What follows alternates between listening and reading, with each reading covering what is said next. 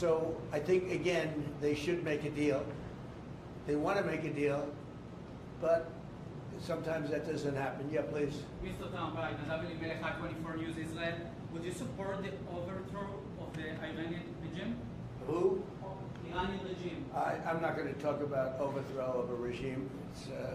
They've got a lot of problems that are in. They have tremendous inflation. Their economy is bust. Their economy is no good.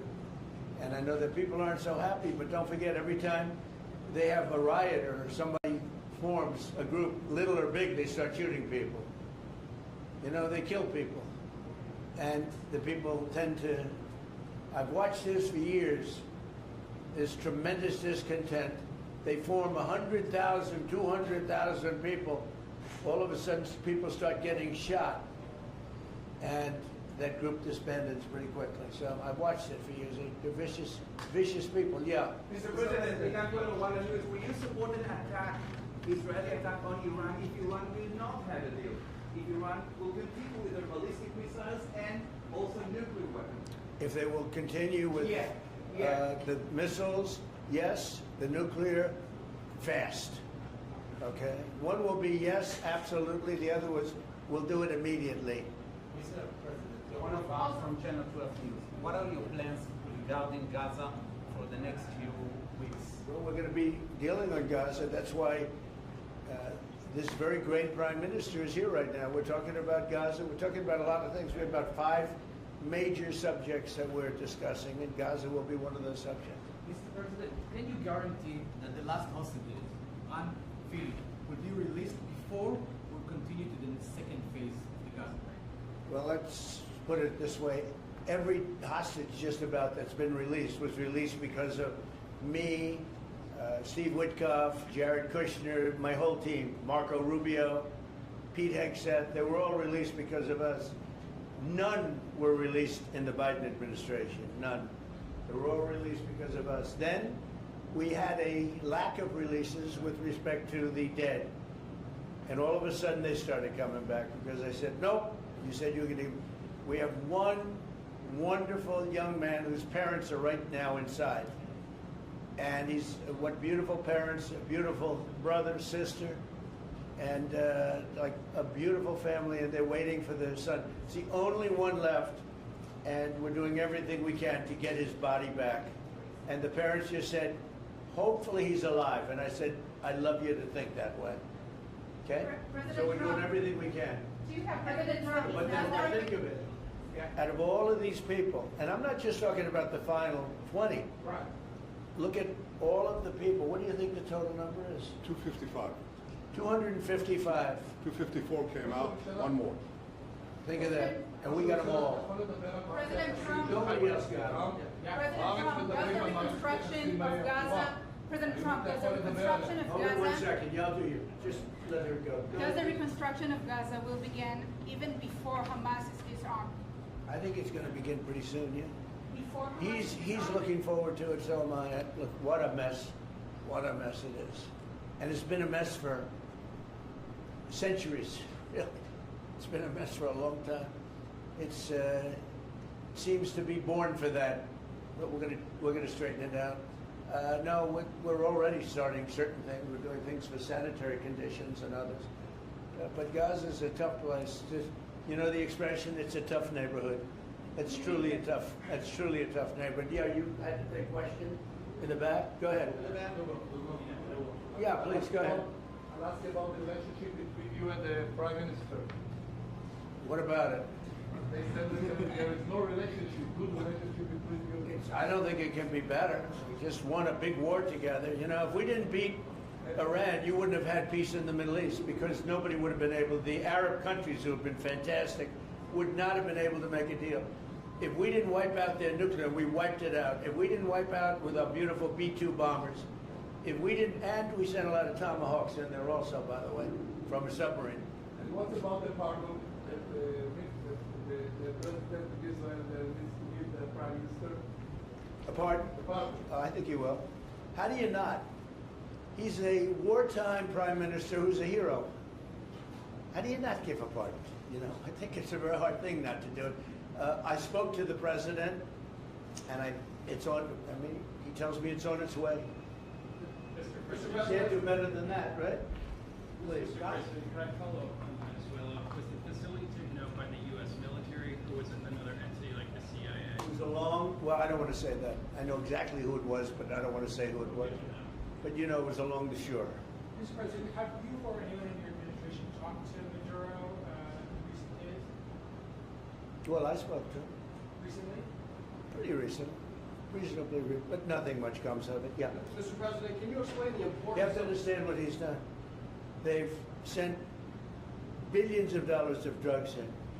But maybe just as bad, they've sent hundreds of thousands of people in from jails, from prisons, from mental institutions and insane asylums. The drug lords, the drug dealers were all sent into our country. But think of it, what he's done. Tren de Aragua, probably the worst gang. They cut off people's fingers. One man made a phone call to complain about them. He cut off their hand. They cut off his hand. Don't ever make a phone call again. We'll cut off your hand. After that, we'll kill you, they said. That was in Colorado. And now they sent in all of the bad ones. They sent in some bad people. And that to me was just terrible. And they send in drugs. Now, I will say this. 97% of the drugs coming in by sea stopped. We're trying to figure out who the other 3% are. They have a hard time getting people to pilot those boats. But 97% of the drugs coming in by the ocean, by the sea, by water, are gone. Every boat that we take out, we save 25,000 lives of Americans. Thank you very much, everybody. We'll see you. We're going to have a big meeting, and we'll see you in a couple of hours if you'd like. And if you'd like, you can come up and have lunch like you did yesterday. Would you like that or not? Do you want that? Oh, yes. Because some of them think it's terrible. It's a bribe. But, you know, a bribe for $25, I don't know. If you'd like, you can go. And if you don't, you can stand in a driveway and melt. All right? But if you want, will you work on that, Margot? Yes, sir. Is Margot doing a good job? Yes, sir. Absolutely. She's a star. She's too nice. Her only problem, she's too nice to you. And you're not nice to us, but that's okay. Margot, take them up and have a beautiful lunch, and we'll see you later. Are you worried that the strike, the alleged strike on whose residents could scuttle these? Yeah, I don't like it. It's not good. I heard about it this morning. You know who told me about it? President Putin told me about it. Early in the morning, he said he was attacked. That's no good. It's no good. Russian officials Don't forget, you know, the Tomahawks. I stopped the Tomahawks. I didn't want that. Because we're talking about, you know, it's a delicate period of time. This is not the right time. It's one thing to be offensive, because they were offensive. It's another thing to attack his house. It's not the right time to do any of that, and can't do it. And I learned about it from President Putin today. I was very angry about it. Do you not have Mr. President? but don't you have U.S. intelligence services? What? Don't you have U.S. intelligence services that monitor that region very closely? Is there any evidence? Well, that the it US came out. has- It came out. Well, we'll find out. I mean, you're saying maybe the attack didn't take place. It's possible too, I guess. But President Putin told me this morning it did. One question, Mr. President. Can you expound on the importance of a strong relationship with the State of Israel? And Mr. Prime Minister, you called President Trump the strongest friend for the State of Israel. You've worked with numerous administrations, numerous presidents. Can you expound on that? What makes President Trump such a strong friend for the State of Israel? What are you going first? I'll say it again and again and again. We've never had a friend like President Trump in the White House. It's not even close. And I think you can judge that by not merely by the frequency of our meetings, but by the content and the intensity. I think Israel is very blessed to have President Trump leading the United States, and I'll say leading the free world at this time. I think it's not merely Israel's great fortune, I think it's the world's great fortune. Well, I just want to say that it's very important who the Prime Minister and President of Israel is. We have a great relationship. It was an honor to speak before your leaders. That was a great honor for me. I think it has not happened before, or something they told me. But the relationship's been extraordinary, and Bibi's a strong man. He can be very difficult on occasion, but you need a strong man. If you had a weak man, you wouldn't have Israel right now. Israel would have been, you know, Israel with most other leaders would not exist today. They would not exist. And now they're stronger than ever. Yeah, please. Are you going to ask Netanyahu to sign an agreement with Syria? Well, I hope he's going to get along with Syria because the new president of Syria is working very hard to do a good job. He really is. I know he's a tough cookie, and he's, you're not going to get a choir boy to lead Syria. That's the one thing I will say. So I hope they're going to get along because, I dropped the sanctions on Syria because otherwise they wouldn't have had a chance. We want to see Syria survive. So we're going to be talking about Syria too. Okay? Thank you very much, everybody. Have a good time. Go have a good lunch. Thank you, Mr. Prime President. Minister Netanyahu, Thank there is you. a lot of facts regarding After you hear these things, I think better to quit now. Thank you. Thank you.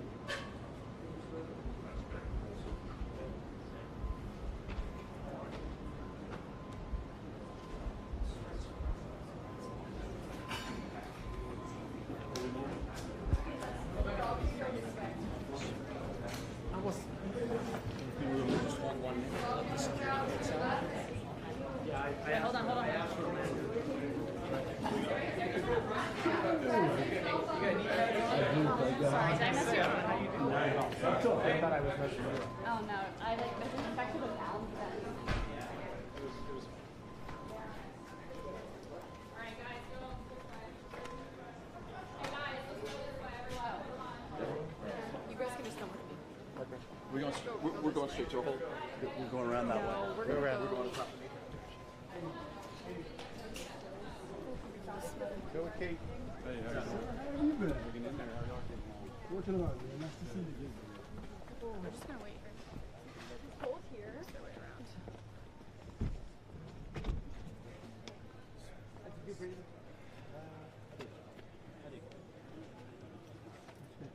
hear audio? Didn't go. Didn't turn.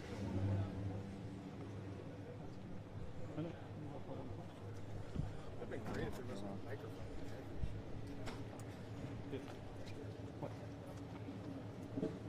Sarah from the other like even start. And they turned the engine off. Somebody I think so. They killed the engine, so it was hot. I can't tell.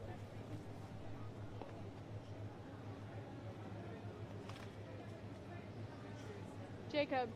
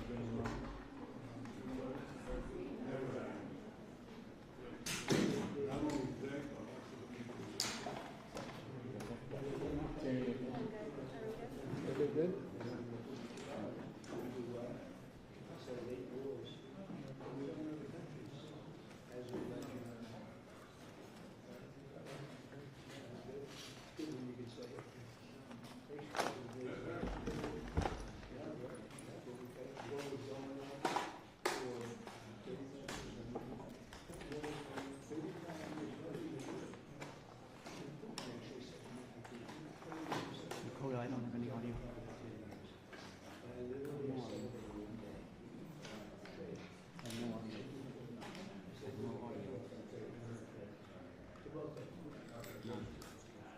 But to both of them, I said, we're going to cut you off. No more trade. Then I put 200% tariffs on. The next day they called. We looked. 35 years of fighting, and they stopped. Do I get credit for it? No. They gave me. I did 8 of them. India. How about India and Pakistan? And then, so I did 8 of them. And then I'll tell you the rest of it. How are you doing? Okay. You're going to all be outside, the beautiful sun. Good. Enjoy your lunch. It's a very good group. We made a lot of progress already. We had about a 5-minute meeting, and we've already settled about 3 of the difficulties. So, thank you very much for being here. Thank you, Press. Thank you, Press. Thank you, Press. Thank you, Press. Thank you. Thank you very much. Thanks, guys. Can't go, they guys, can't if get you're not enough. moving. Well, they can't. But just think so.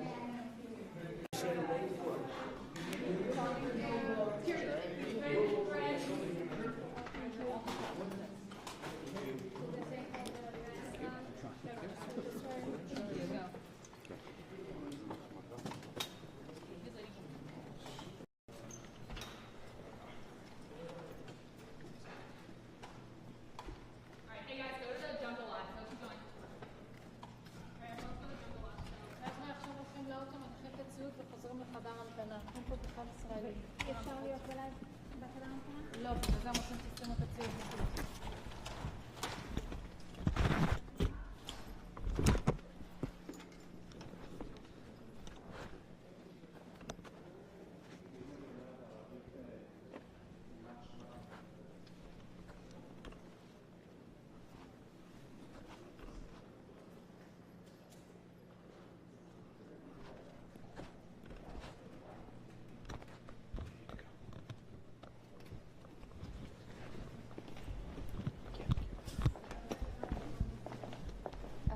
Yes.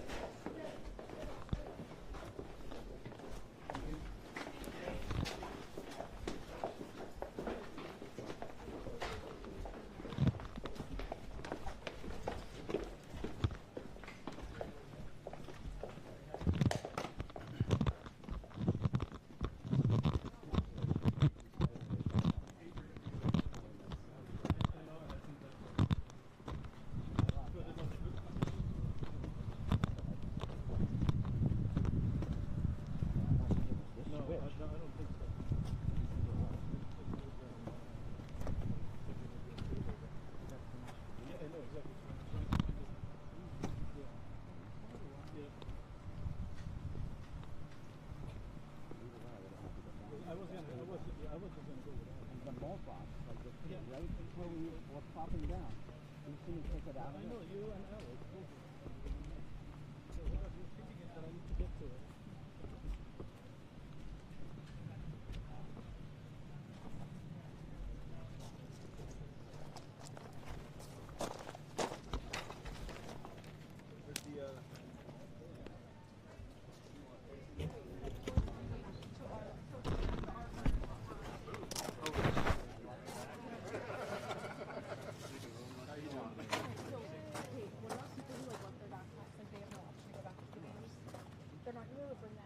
Kevin, does that need to be refed at all? Oh, yeah. Okay. Okay. Did they go in the Going to patio. turn around?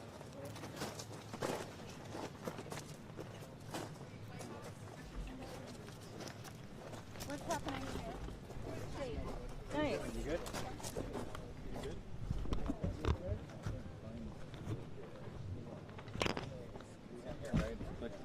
No, I can't find it.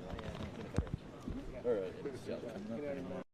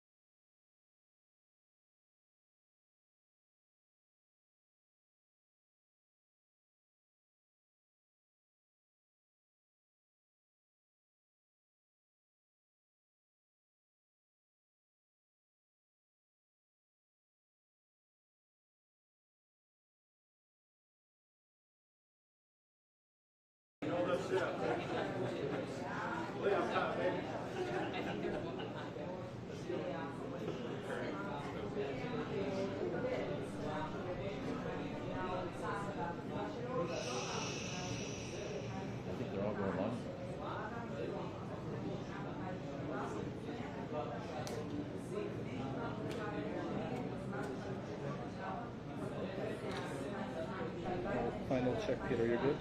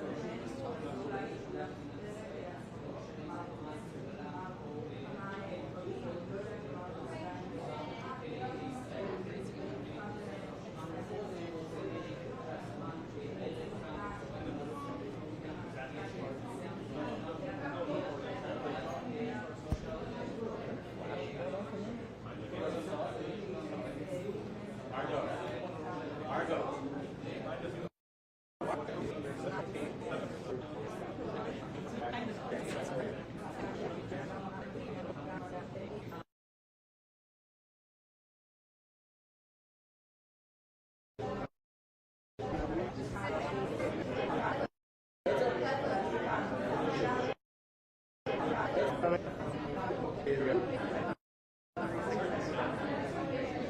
we go. There he is.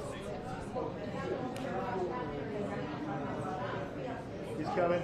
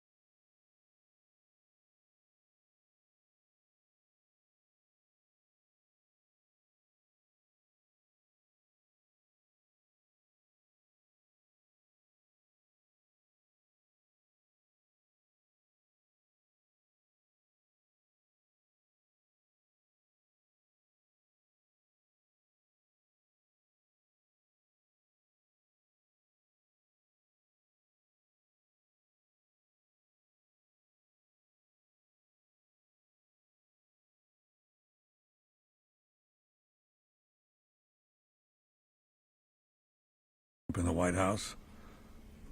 I think he's been extraordinary in his friendship and his support for Israel, his principled positions, his willingness to just cut through and get to the essence of things. And I don't say that as a compliment.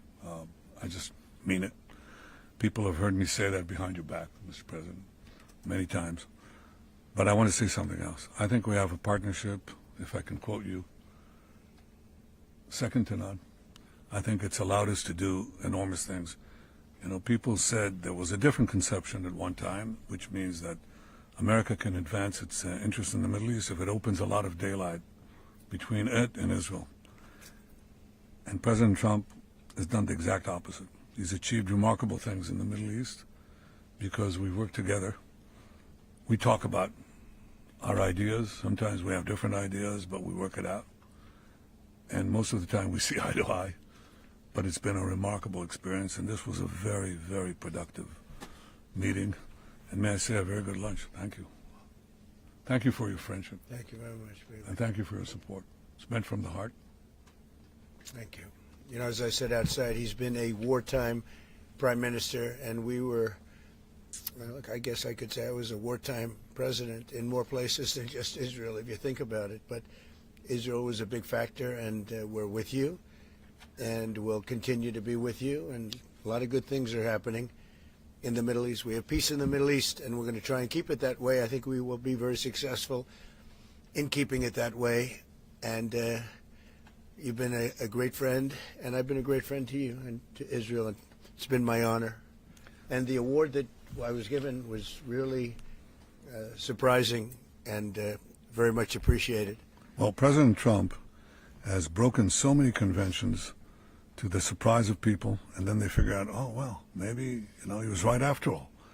So we decided to break a convention too, or create a new one, and that is to award the Israel Prize, which in almost our 80 years, we've never awarded it to a non-Israeli, and we're going to award it this year to President Trump. This was announced formally over lunch by our Minister of Education, who's responsible for the Israel Prize.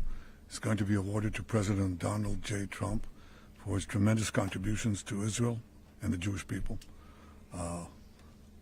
I think it's such a fitting thing, and it would honor us, obviously, Mr. President, if you could visit Israel in that occasion, on our Independence Day. But I have to say that this reflects the overwhelming sentiment of Israelis across the spectrum. They appreciate what you've done to help Israel and to help our common battle against the terrorists and those who would destroy our civilization. So, again, that's an expression of thanks and appreciation. Thank you, baby, very much. That really is a great honor.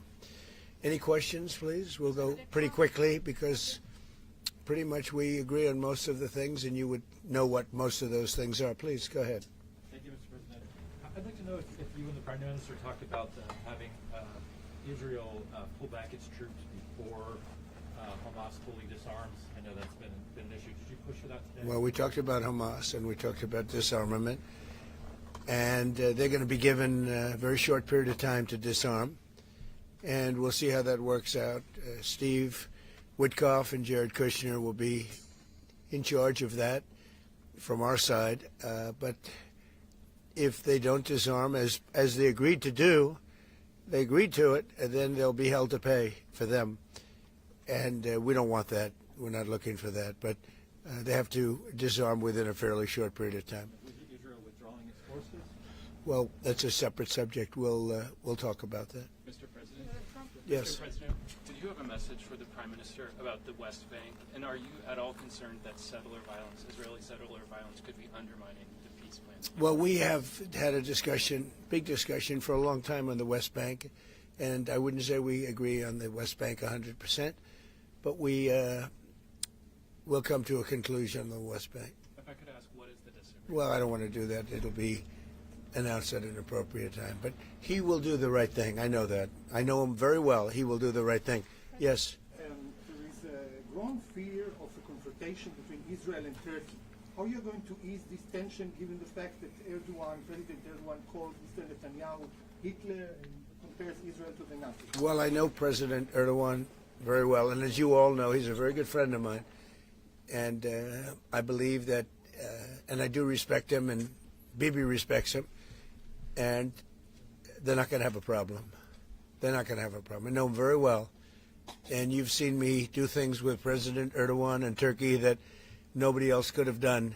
We're not going to have a problem. He's done a fantastic job. I'm with him all the way. I'm with Bibi all the way. Nothing's going to happen. Yes. Mr. President, are you concerned that Israel is not moving quickly enough to phase 2 of the peace plan? Well, I'm not concerned about anything that Israel's doing. I'm concerned about what other people are doing or maybe aren't doing. But I'm not concerned. They've lived up to the plan. They're strong. They're solid. And sometimes they don't understand when somebody violates something that you want to give them a second chance. Well, we'll give them a couple of second chances. But no, Israel's lived up to the plan 100%. Don't forget, we made the plan possible by taking out Iran. And speaking of Iran, I hope they're not trying to build up again, because if they are, we're going to have no choice but very quickly to eradicate that buildup. So I hope Iran is not trying to build up, as I've been reading that they're building up weapons and other things. And if they are, they're not using the sites that we obliterated, but they're using possibly different sites. We know exactly where they're going, what they're doing, and I hope they're not doing it because we don't want to waste the fuel on a B-2. It's a 37-hour trip both ways. I don't want to waste a lot of fuel. Okay? Mr. President Trump, after your last remarks regarding the pardon request of Prime Minister Netanyahu, Herzog office told us that you have not talked after the official request of Prime Minister Netanyahu pardon. Can you clarify to us, did you talk Which about request it? are you talking about? With the President Herzog, the Israeli President Herzog. Did you talk with him directly? President Erdogan? Herzog. The Israeli President so you're talking Herzog. about pardon? Yeah. Oh, well, you got to say that. No, I think he's going to be in great shape. He's a wartime prime minister at the highest level. He's achieved tremendous success. And I'll say it, if you had 8 out of 10 prime ministers in his position right now, or before right now, maybe, you wouldn't have Israel any longer. Israel would not exist. I'd say two of them would, and 8 of them wouldn't. Those are not good odds. You needed a very special man to really carry through and really help Israel through this horrible jam. These are major factions, and it started with our negotiation with Iran. I think it probably started with Soleimani. That was really where you mentioned that today, which started with Soleimani. Bad guy, doing bad things, hurting a lot of people, killing American soldiers and other soldiers. But it started right there, would probably be the starting point. And then from that point forward, but you have a wartime prime minister at the highest level. There could be other wartime prime ministers, but they'd lose. He won. And I think the people of Israel appreciate it. I think a lot of the people in the world appreciate it, actually. And because of that victory, we were able to get peace in the Middle East. If you had a different kind of a personality, if you had a weak person or a stupid person, and there are plenty of both of them, you would not have had success, and you might not have Israel. And you report for Israel. I know you're very proud of it, and you do a great job. You might not have a job because there might not be an Israel right now if you had a different prime minister. That's a big statement, but to me it's a very simple statement to make. I'm looking at Pete Hegseth, and he's sort of nodding. If they don't have a strong prime minister, Pete, you might not have Israel today. I think he'll go down in the record books. And, I was a big help. I'll be honest with you, big help. Somebody said in the room, if you don't have Trump, you needed a proper combination of everything. And if you didn't have that combination, which they had, you would not have an existing Israel right now. And the people of Israel know it. That's why they like me, and it's why they actually like him. He's got a little bit of a love-hate more than I do over there. But you know what? Even the haters have a lot of respect for him. There's a lot of jealousy about him. A lot of jealousy. Jealousy is a bad word. But I believe you would not have Israel right now. So it's a big deal. Yeah, please. Mr. President, a recent poll showed that as many as half of Gazans would be willing to leave the Gaza Strip if afforded the opportunity to do so. Back in February, you said that all Gazans would be. I heard that number today. Half of Gaza would leave. I've always said it. I said if they were given the opportunity to live in a better climate, they would move. They're there because they sort of have to be. I think it would be a great opportunity. But let's see if that opportunity presents itself. But we're helping the people of Gaza a lot. So is Israel, by the way. So we'll see what happens. But I saw that there was a poll. It was actually more than half the people would leave if they were given the opportunity. And I've been saying that for a long time. To me, it was common sense. So it's interesting. Why wouldn't countries accept that? Look, let's not talk about it because we don't want the controversy. Right now, we're helping Gaza.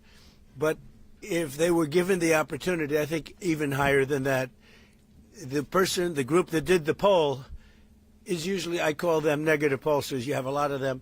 And yet this poll was, I think, very accurate, other than it would be more than half the people if given the opportunity. But they haven't been given that opportunity. So we'll see what happens. Mr. President, have you reached a point of understanding regarding Syria? We do have an understanding regarding Syria.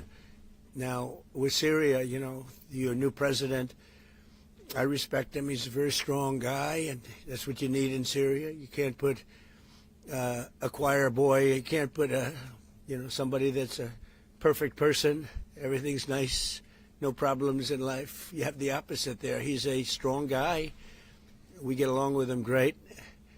I can't ask for any more. He's been with us all the way. We had that mishap with ISIS, and he was with us all the way. He was fighting us. You know, he was fighting them. So I hope Israel, I'm sure that Israel and him will get along. I will try and make it so that they do get along. I think they will. Bibi, do you have anything to say about that? Yeah, well, our interest is to have a peaceful border with Syria. Our interest is to have, and we openly say it, we want to make sure that the border area right next to our border is safe. We don't have terrorists, we don't have attacks, and we also want to secure our Druze friends. And by the way, I think not only the Druze, but other minorities, especially the Christians, should be protected as well in Syria and throughout the Middle East and in Nigeria. In your efforts, we back completely, because Christian communities are beleaguered around the world, and especially in the Middle East, but in parts of Africa too. And we stand for the same thing. And don't forget, it was President Erdogan that helped very much get rid of a very bad ruler of Syria. That was President Erdogan. And he never wanted the credit for it, but he really gets a lot of credit. Bibi agrees with that. I agree with it. I mean, I know it. And President Erdogan should get a lot of good credit for what he did. He got rid of some very bad people.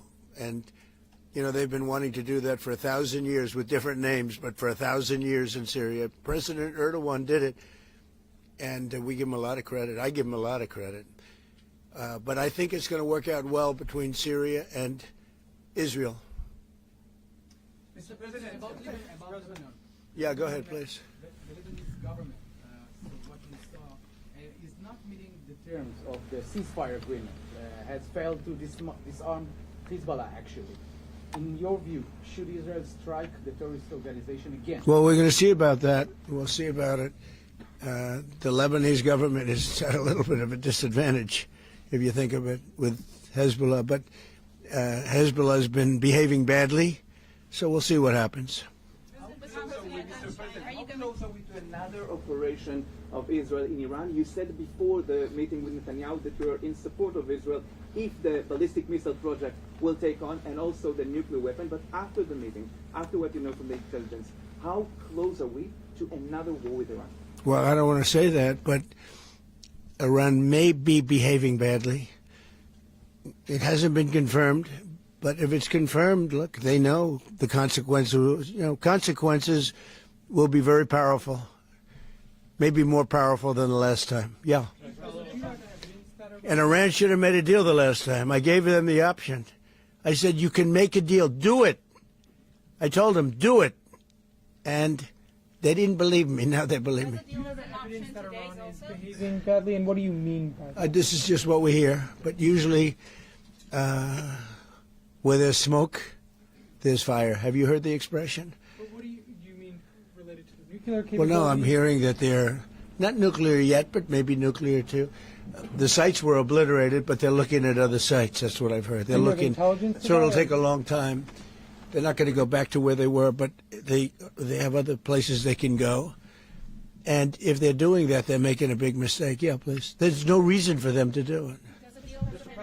Mr. President, is the United States currently open to engaging in bilateral discussions with Tehran? We're hearing reports from numerous countries that there may be some discussions. Is that something you would support, or Yeah, something that is I would. happening? You Sure. would support that? I would, happening yes. Right now. Thank you, sir. I have been, by the way, before the war, I would support that. I said to him, Bibi, I said, let's negotiate. And they didn't believe what was going to happen would happen. Yes, ma'am. On China.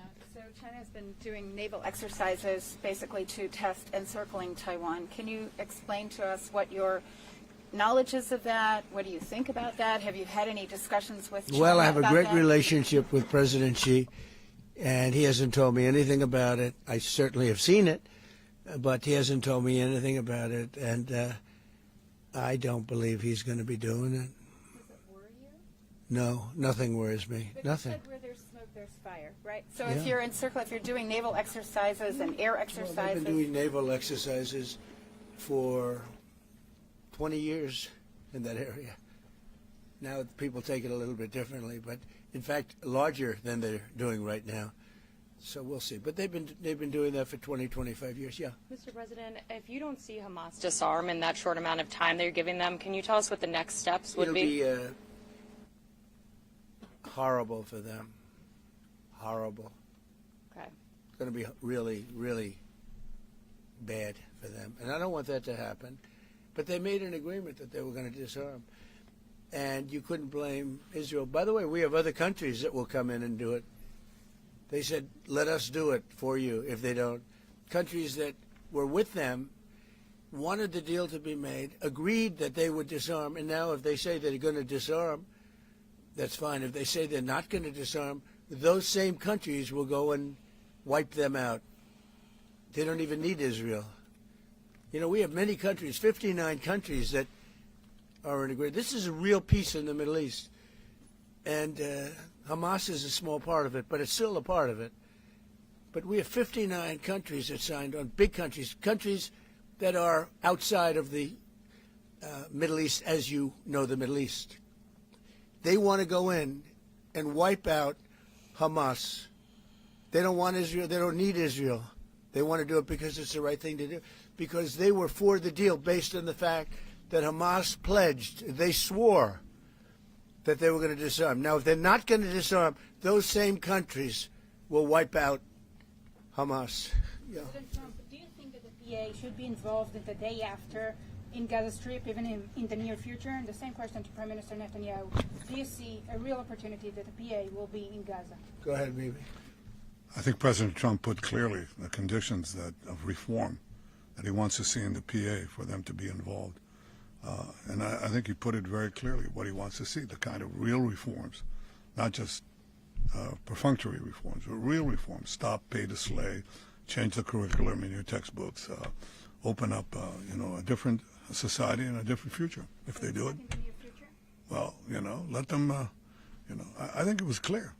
He put Pretty clear. He put guidelines that were, by the way, in the Trump plan of 2020, and they were put then in the 20 points, and it's up to them. Remember this, if we didn't do what we did to Iran, just to make the subject just slightly different, you wouldn't have peace in the Middle East. You wouldn't have a deal signed in the Middle East. You wouldn't have a deal. Because other Arab nations, which are great people, I know them very well, I know them all, they're great people, they wouldn't be able to have agreed to peace in the Middle East, because you would have had a dark cloud hanging over everything. It wouldn't have been possible. So Iran has been greatly reduced in power, prestige. I don't want to use the word humiliation, because they're trying to build up again. But we can't let them build up, because if they build up, there can't be peace in the Middle East. It was a mistake. You know, when they wiped out Iraq and Iran were about the same power. And they fought each other with different names for 1,000 years. And then our country came out and blew up one of those two countries, namely Iraq. And all of a sudden, Iran had the whole Middle East all to itself. But that's not true anymore. That's not true anymore. Your Say it? Tell us something about your plan to expand the Abraham Accords. If you can tell us something about your plan to expand the Abraham Accords. Well, the Abraham Accords are a great achievement of Jared and everybody. I mean, it was one of the great achievements. They'll be expanded. Countries are already talking about expanding it, and they'll be expanded fairly quickly. Yeah, please. What about Saudi Arabia? Is it still on the table? The normalization? Saudi Arabia is great. We have a great leader, and a friend of mine, and a friend of a lot of people. Also an enemy of some people, but those people aren't doing so well.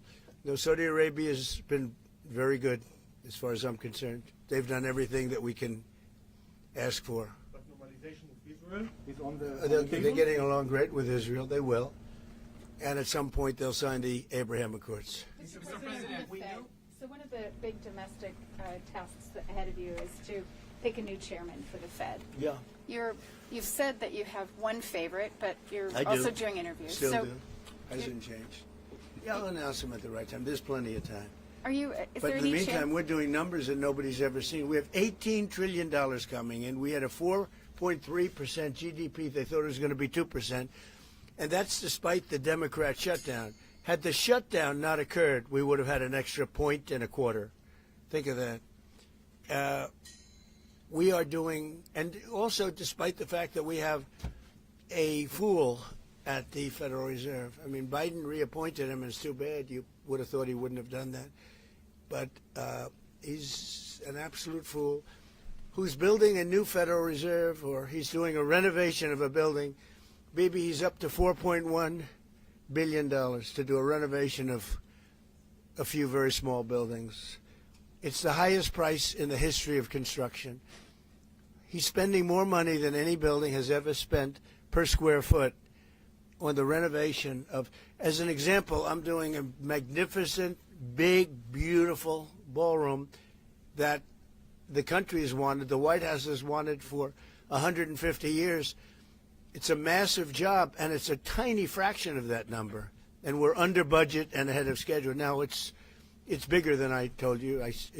You know, after realizing we're going to do the inauguration in that building, it's got all bulletproof glass. It's got all drone, they call it drone-free roof.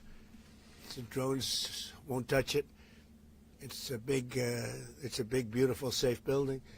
But it's, you know, it's a big project. For a tiny fraction of that, we're under budget and ahead of schedule. And they've wanted it for 150 years. Think of it, the Federal Reserve building, 2 buildings there, they don't know what they're doing. They're way over budget. I mean, almost, this was built during the Biden administration. And I rode by it the other day, and it's headed by the head of the Federal Reserve. Too late, you know, too late, Powell. Too late because he's always too late with interest rates, except before the election he was too early because that would have helped. That was supposed to help get her elected. It had no impact. We won all 7 swing states. But no. We're thinking about bringing a suit against Powell for incompetence. Because think of it, these aren't outstanding buildings. These are small buildings. He's at $4 billion more. It's going to end up costing more than $4 billion. $4 billion. It's the highest price of construction. Again, Democrats, highest price of construction per square foot in the history of the world. There's never been. Gorgeous monuments are built for a much smaller price. So we're thinking about bringing a gross incompetence, what's called gross incompetence lawsuit. It's gross incompetence against Powell. And it was his baby. And the guy's just incompetent. I mean, there's nothing you can do about it. He's just a very incompetent man. But we're going to